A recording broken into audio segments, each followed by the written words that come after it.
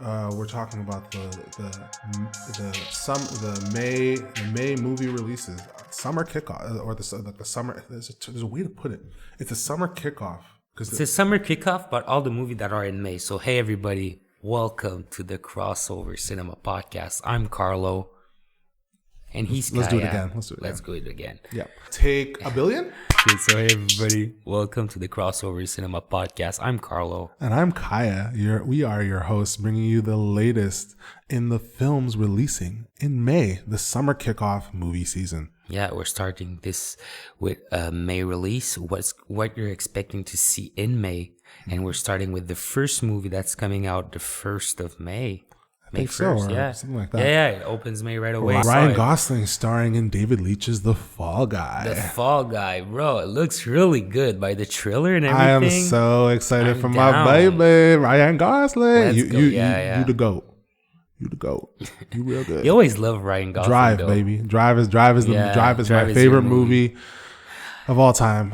So I know good. for me, Jackie Brown too. For Jackie me, Brown it's really too, The Notebook. Drive. He was so amazing in The Notebook. I really loved him. No, but for real, it's really in The Notebook I discovered the guy, and I remembered it. I know it's a solid discovery. Yeah, but it's not a movie that like a lot of people like loved. I think it was really loved at the time. Half and half. It was no. It was. I think it was very clearly adored. It was adored. No, there are women who still watch that to this day. There are men who still watch it to this day. There are people who grew up with it who watch it as a member berries movie. Trust me, don't sleep. I'm telling you, it runs. But yes, The Fall Guy, starring Ryan Gosling, directed by David Leitch, is an exciting way to kick off the movie season. It's a little different. We're used to like superhero movies and stuff, but I think this time around having a more action-oriented, original narrative at play is really cool. And I think Emily Blunt opposite him is only going to better that flip. Bro, I think it gives me a little bit of Barbie vibe. I think that's just because he's coming off of that. I think that's a recency bias. Yeah. Maybe. I think it's unfair to... But I'm going to go see it. I'm very excited for it. I think here's the thing. I think it's unfair to tether that Ken and I am Ken whole spiel to Ryan Gosling forever. I think it was a season. It worked. It was popular. I think now he's past that. He is not defined by that one role. If anything, he's defined by his multitude of roles and the way he acts and his ability to really embody the parts he plays. And I think what we're going to see now is he's going to kind of have his renaissance as I think, bigger movie star. I think he's never been able to open super big. I think, for example, Blade Runner was a critical success, but a financial flop. And I think the problem with that is that has a stain for a lot of actors. Sometimes I think for Ryan Gosling to be able to have, opened with Barbie with Margot Robbie and open that and make over $1 billion and, being able to kind of push his career forward in that way. I think it's going to be really cool to see what The Fall Guy does for him too. Absolutely. Really, really help him. And I think David Leitch is a great pairing. I'm a really big fan of a lot of his work. I think Atomic Blonde is chef's kiss. I think it's a really, really great film. And his work on Deadpool 2, and Bullet Train, even though I was a little softer on that one, I think he's really done some good work. And he is also the uncredited director on John Wick 1. So it's one of those things where I think we're going to see a lot of really good action in this movie. I think we're going to see an interesting narrative. And I also don't mind Aaron Taylor Johnson, just not for James Bond. But seriously, a lot of action in that movie. That's going to be good. Do you think like he's going to play like the front, but he's playing a guy who does like... Well, he is playing a stuntman, but I think that he's gonna have a stuntman who plays the stuntman who plays a stuntman. That's a pretty. You're talking about an Inception type. Yeah, for real. That's what it's gonna be because he's not gonna do all those stunts, but he's playing the guy who's doing the stunts. I think that's a fair point to make, but we're talking about a film. We're talking about a film that's about the process of filmmaking as much as it's about a conspiracy narrative with the actor going missing and stuff. I think it's gonna be very interesting to see how Ryan Gosling kind of plays a more I think not bumbling character, but someone who's a little bit more brash and a little bit more like, showy in terms of how he presents himself. And I think that it's going to be interesting to see if he's able to kind of play the subtleties of a stuntman and kind of make you believe that he's not really just a movie star playing a stuntman, I think that's going to be really interesting to see. And I think Emily Blunt is going to be a good person to be opposite him because I'm happy it's Emily Blunt.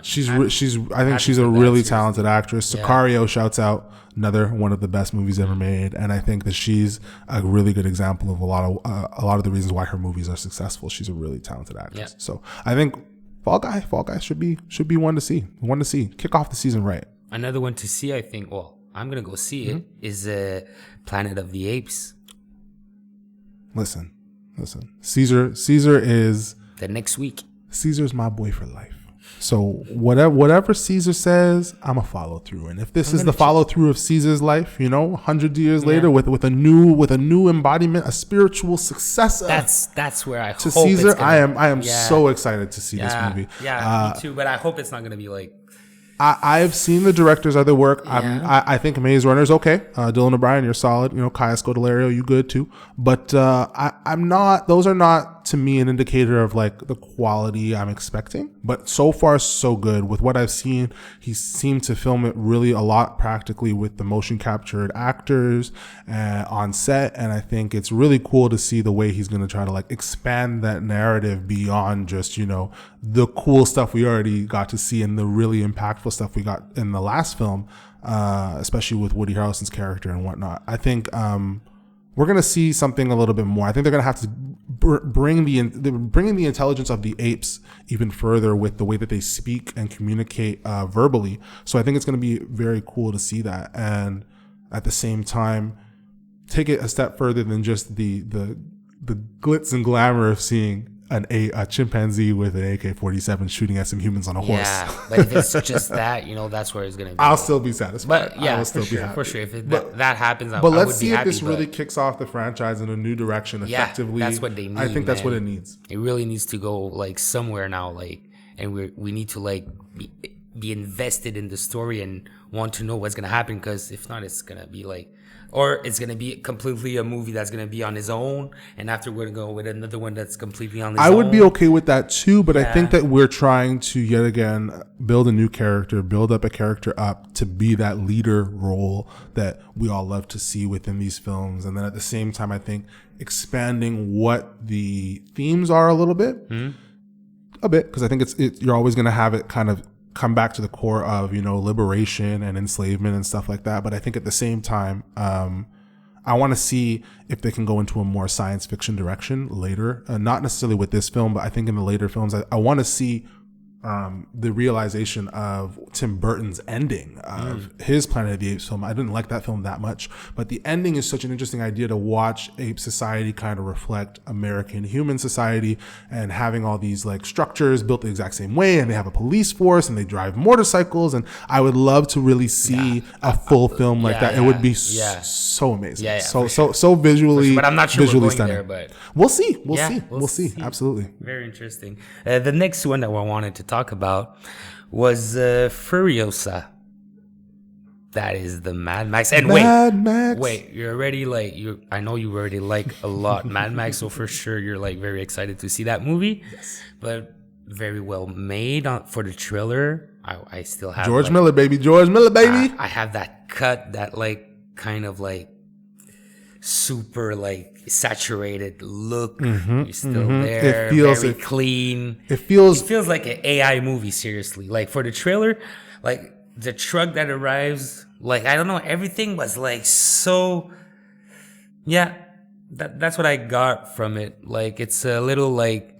Do you want to revise that statement? Do you mean? No, but think about it. Like when the truck arrives, it looks like if it's drawn, bro. Like it's so saturated. It's like you feel like contouring of every character, every stuff that's in the movie. There's like very a comic vibe to it, and I feel that it gives me the same kind of vibe that when I watch TikTok with some AI in it. I completely vehemently disagree. I think I'm putting it right down there. You're gonna see the clip that I'm talking about, but I feel like, I think that's a very odd thing to say about a director who is so meticulous about his work, super meticulous, super. no, I'm But I want to saying make this it's point. giving a vibe I want to of, make like- this point. I want to make this point. I think That's the where we problem are with today, I think a though, big like- problem with a lot of the AI art and the They're AI emulating concept what's- trailers that they make based on these narratives. But it's and not IP. AI. I'm talking about, like, The the point I'm quality trying of, to make is a lot of those trailers and those ideas tend to, I think, corrupt a lot of the ways people view directors more vibrant and more, aesthetically, like you just said, like color saturated kind of aesthetic that's going on. And I feel like you're missing the point of like the actual human hand that comes into that. I think AI like concept trailers have like really tainted some people's view when they see these like big landscape shots that's what and I mean, whatnot. yeah. But at the same time, when you're watching Furiosa, you can see that creative, unique, that real artist hand being brought in. And I think Anya Taylor-Joy is just she's gonna sing in this movie in a way that we haven't, I don't think, haven't been able to see her sing in an act. Or when I say sing, I really mean her ability to acting. Yes, really, just to bring it all out. I think she's gonna have all of the ranges that she's capable of. She's gonna be able to do the action stars. She's gonna be able to do the drama. She's gonna be able to do the humor parts of it. I think we're gonna be able to see all of that come through in that character, because as a prequel, we're really establishing how she became this harder, more grittier character that we see with Charlize Theron in Mad Max Fury Road. So I'm really excited to see how her evolution as a character goes from the beginning of Furiosa to the end, to really see that full development of her arc. And that robot arm is just going to be sick to see in real time. It's going to be great time. I'm so excited for that. George Miller, keep making it. Keep making it, bro. You know he made Babe the Pig, eh? Mm-hmm. Real talk. Fun fact. We got two that's coming next is Back to Black, the Amy Winehouse movie. Well, documentary. Oh, I see your face. You don't look very happy about that, but I was down. I saw One Love, so I'm like, would I go see that one? Carlo, how long ago did Bob Marley pass away? Sorry? How long ago did Bob Marley pass away? I don't really know exactly the years, but more than 50. About so, or something like that. We haven't even passed 2 decades that Amy Winehouse has passed away. Her presence is still felt in this world, and I feel like it's very callous and very, very brash for a studio to think that they have license to use her tragic story for gain in that way. And I think that it's not that you cannot make a biopic about her. It's not that you cannot do that. I think that the hand that is in there needs to seem and feel and be real. Yeah, what we're seeing with this trailer right now, it looks really like it looks like a cliche. It looks cliche. Yeah, it looks like it implicates. But the Bob Marley One Love was a little cliche too. I'm not gonna I think lie. biopics always have a bit of they cliche. have of that, yeah. But I think that the part you're missing about it is that cliches are okay, but how you handle them is always the most important part, the execution. Everything I've seen about this trailer, down to the miscasting of the lead, down to the way the narrative is seemingly playing out based on the way the trailer's going. I obviously would need to see the film entirely, maybe, to know exactly how that goes. But to me, I don't like trying to imply certain things about a person's character and then also imply that this is a tragedy that's almost inevitable. I think alcoholism and the way that we talk about these things and addiction is such a very like careful topic to address, and you want to go in there with some reality, but also not doing it in a way that does this Hollywood cliche narrative to it. And I feel like that's what's coming off from that trailer, from the acting. Now, yeah, it's coming out a little bit like that, but we're gonna be maybe weak sauce. But we're gonna maybe be surprised. You know what I mean? I'd like to be, but I doubt I will be. Okay, sorry. Let's finish this May release summer kickoff season, exactly. And let's talk about Garfield. That Garfield is at the end of May. I forgot about coming Garfield. out. Yeah, not gonna lie. I'm not gonna lie, Chris Pratt is I wasn't Garfield, sure if I wanted to talk about it right now, but at the end, Garfield is Garfield, and it touched a whole generation. I saw a trailer for it. The animation looks fine. When it started, Chris first Pratt's of all, okay. I would have maybe started with like him eating like a lasagna. He was eating a pizza. That was his first dish that like God gave them, like that he gave them. It's okay, but I would have just put a lasagna for that one. But I get it. For the rest, like. Let's see what's gonna happen. I found the drawing nice. The animation looks very good. It doesn't look like it's a poorly done movie in that sense. It looks like it's got a good budget, etc. Chris Pratt is overexposed for me. He's not it. Like, I just don't think he's that great of an actor. I think he's solid in some of the parts he's done, but I think for Garfield, it's a very lazy, very basic casting. And I feel like narratively, the only thing I'm actually excited to see when I had seen the trailer was like, ooh, an evil cat lady, lady cat. It reminds me of Pratt like that. Like, no, but let me make this point. It reminds me of Mario? It reminds me of The Emperor's New Groove, Eartha Kitt's role in that film. And I feel like if they can emulate that kind of villain role, that would be very cool to see. I would love to see if they can do that. But I don't have any expectations, nor do I care at the end of the day for the way they've done Garfield. It's like Garfield as a franchise has never been the most interesting in terms of animation. I don't think everybody really has a favorite has Garfield as their favorite. However, I think narratively and what you're seeing on the story, it's a very basic, like simple. It looks like a bit of a cash grab. We have the IP, let's make something with it. Yeah. I feel like, now hear me out. I think if you really wanted to spice it up, you wanted to really do an interesting pitch with Garfield, and you wanted to do some interesting execution with it, I think you realistically should try a narrative set in the 70s. Do a little, Aristocats type animation. Maybe make it a little more artsy fartsy, and cast Lakeith Stanfield as Garfield. Okay, have him lounging around eating lasagna, chatting up the shotties, talking to the homies, doing his thing, And I think that with Sam Jackson, like, I believe Sam Jackson's in this movie as Garfield's father. I think if you had Sam Jackson in that narrative with that vibe, you would have a real dynamic duo. Lounging around, eating lasagna, and making us laugh the way it should be. Real talk. Call me up. Is it DreamWorks, Universal, whichever company? Call me up. I got you on that Garfield pitch. I got you. Great, Kaya. I think Garfield is one of the comics that I read the most when I was young. Wow. When you're going on the bathroom and you have like those comics, I don't know if it was like that at your house. I had like comics and in the morning you take one and you do whatever you need to do. And for me, Garfield is like, it's an important part of my life. So do whatever you need to do. What do you mean? Well, you just read and you just go to the bathroom at the same time. You know what I mean? Oh, you mean having a magazine in the bathroom while you're reading? Yeah, but I didn't have Garfield sitting there. My mom had Cosmo or like, I had those big Insider Weekly or whatever. For me, I'm down with Garfield and everything, but I'm not sure they brought this guy back reading Garfield on the shit. No, but I don't. I was younger, but I don't know if they brought back all the characters that I want to see. Like, who's that big cat? I don't know him. I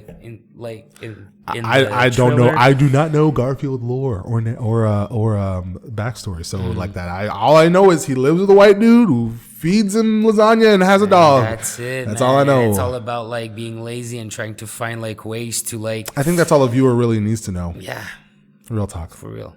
I thank you guys being there. It was a short podcast today, but it was just the release of what's coming up on May. Yeah, just so you guys can know what's up and know our takes and whatnot on the latest releases coming out in the summer movie kickoff season of May.